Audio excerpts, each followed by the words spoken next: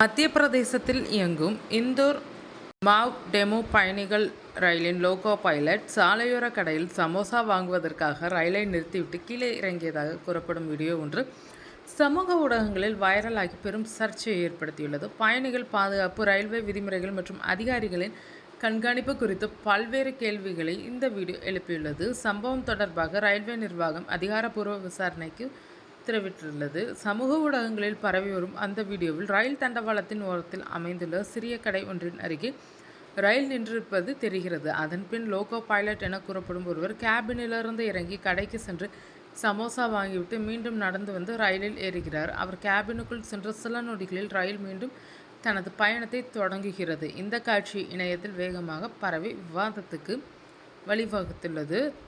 இந்த சம்பவமானது இந்தூருக்கு அருகிலுள்ள ராவ் பகுதியில் உள்ள ரங்வசா சாலை அருகே இந்த காட்சி பதிவு செய்யப்பட்டதாகவும் கூறப்படுகிறது. சம்பவத்தின் தேதி குறித்து அதிகாரப்பூர்வ தகவல் வெளியாகாத நிலையில் வீடியோ மட்டும் சமூக ஊடகங்களில் பரவலாக பகிரப்பட்டு வருகிறது. இந்த வீடியோ வெளியாகியவுடன் பலரும் அதிருப்தி தெரிவித்தனர்.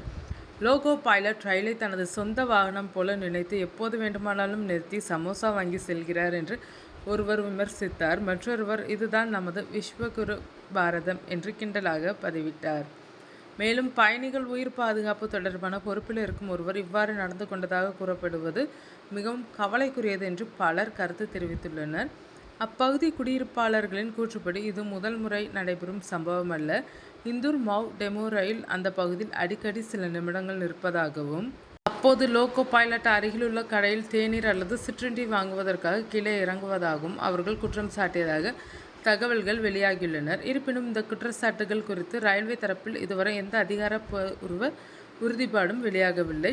இந்த விவகாரம் குறித்து ரயில்வே மக்கள் தொடர்பு அதிகாரி முகேஷ்குமார் விளக்கமளித்த போது வைரலான வீடியோ அதிகாரிகளின் கவனத்திற்கு வந்துள்ளதாகவும் சம்பவம் தொடர்பாக உயர் அதிகாரிகளுக்கு அறிக்கை அனுப்பப்பட்டுள்ளதாகவும் தெரிவித்தார். சம்பவத்தின் உண்மைத்தன்மையை உறுதி செய்ய விரிவான விசாரணை நடைபெற்று வருவதாகவும் அவர் கூறியுள்ளார்.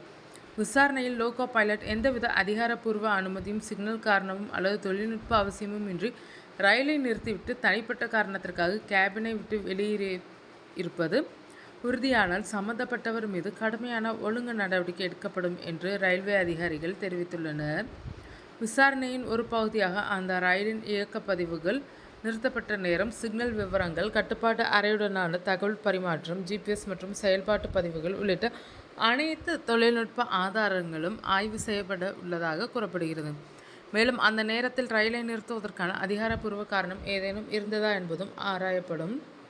தற்போது சமூக ஊடகங்களில் பரவி வரும் வீடியோவின் அடிப்படையில் பல்வேறு குற்றச்சாட்டுகள் எழுந்துள்ளன. ஆனால் லோகோ பைலட் உண்மையில் தனிப்பட்ட காரணத்திற்காக ரயிலை நிறுத்தினார் அல்லது வேறு இயக்க ரீதியான காரணம் இருந்ததா என்பது ரயில்வே விசாரணை முடிவடைந்த பிறகே உறுதியாக தெரிய வரும். அதுவரை இந்த சம்பவம் தொடர்பான தகவல்கள் அதிகாரப்பூர்வ விசாரணையின் அடிப்படையிலேயே உறுதி செய்யப்படும் என்று ரயில்வே நிர்வாகம் தெரிவித்துள்ளது.